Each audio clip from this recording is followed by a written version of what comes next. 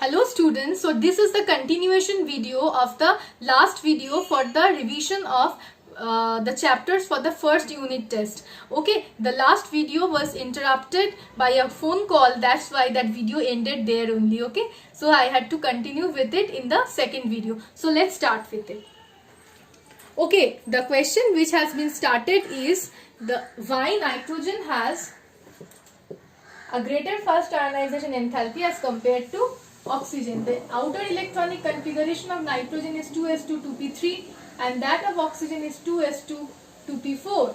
Just consider that nitrogen has 3, means you know that p subshell can accommodate a total of 6 electrons, but nitrogen it has 2p3 here, which means a stable half-filled electronic, there's a stable half-filled electronic configuration. So why will it remove one electron in order to disturb its stability? So it will not remove an electron because its stability will be disturbed. So very high amount of energy will be required to remove an electron from nitrogen's 2p subshell. So the first ionization in the enthalpy of nitrogen is high. But for oxygen, see, if it removes one electron, it will have a stable electronic configuration of 2p3. So it will easily remove the outermost electron in order to gain the stable configuration. So very less amount of energy is required to remove that electron. So first ionization enthalpy of nitrogen is greater than that of oxygen. Another question is given that nitrogen has a positive electron gain enthalpy value. Why? Because of the same reason that it has a stable electronic configuration and it will not try to add electron in order to disturb its stability. It will not try to disturb its stability by adding electron. So energy has to be supplied to nitrogen. I repeat, energy has to be supplied to nitrogen in order to add an electron to the 2p subshell. So nitrogen has a positive value of electron gain enthalpy. Okay, the next question is why the electron gain enthalpy of sulfur is greater than that of oxygen. Okay, now sulfur and oxygen. Oxygen is above sulfur. We know that on moving down the group, the electron gain enthalpy value decreases. But sulfur is after oxygen in the group 16. But still sulfur has a greater electron gain enthalpy value than oxygen. Why? Because when electron has to be added to oxygen, it is added to the small sized 2p subshell which already had electrons. But when electron has to be added to sulfur, the electron is added to the large 3p subshell. Oxygen has a 2p subshell which is small. The incoming electron will face electron repulsion or inter-electronic repulsive force. But when an electron is added to sulfur, the incoming electron is added to the large sized 3p subshell of sulfur. So no electron repulsion, or you can say less electron repulsion. Also sulfur has vacant energetically accessible 3d orbitals also. So electron can be easily added to sulfur as compared to that of oxygen. So it has a greater value of electron gain enthalpy than sulfur. The next question is magnesium has lower electron gain enthalpy than sodium. This question will be similar to that why group 2a elements have lower electron gain enthalpy than group 1a elements. Under this heading in the study material,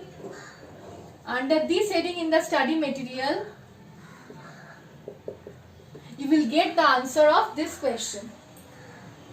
Okay, the next question is that why the second electron gain enthalpy value is positive.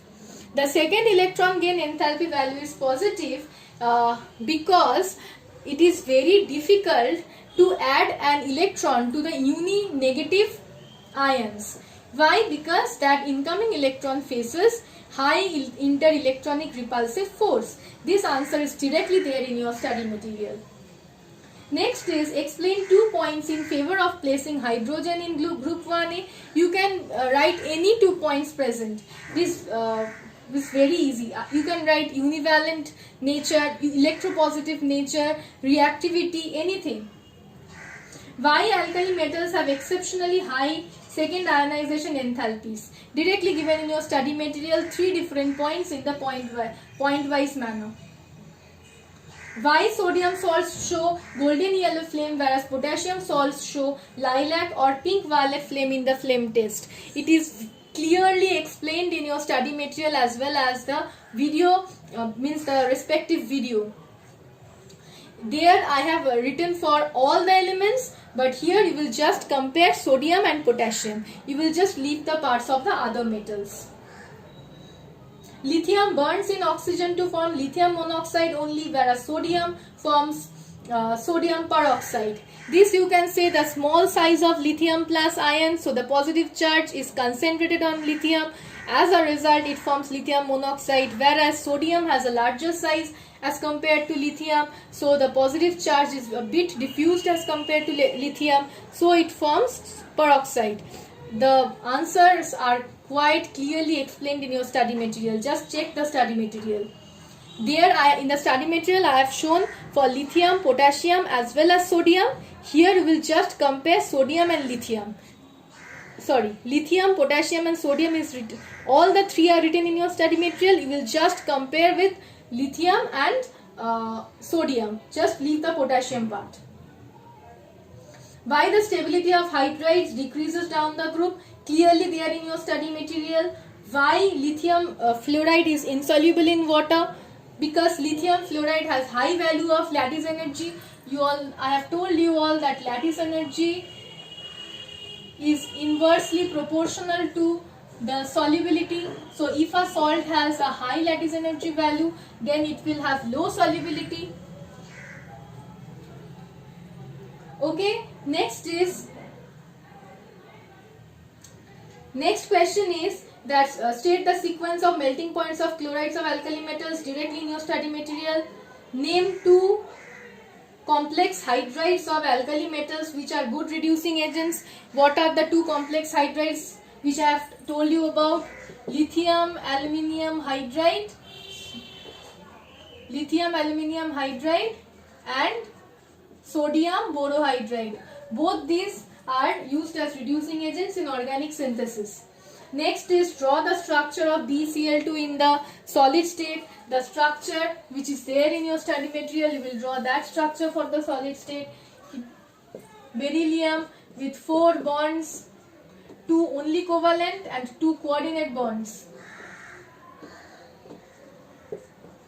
And this continues. This is a polymeric structure. You all know about it. Okay? Okay? The next question is, state the increasing order of stability of carbonates of alkaline earth metals down the group. This is directly there in your study material. Why lithium shows anomalous behavior? Lithium shows anomalous behavior because of 3 reasons. This is also there in your study material, but still I am showing small lithium plus ions, small size of lithium and lithium plus ions. Next is high values of electron ionization enthalpy and electronegativity as compared to the other metals, and high polarizing power of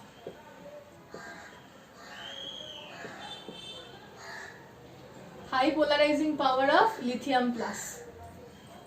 Okay, so I have told you earlier only that maximum answers are there in your study materials directly given. So please study from your study material. Please note this point. Study well for your exam. Best of luck. Thank you.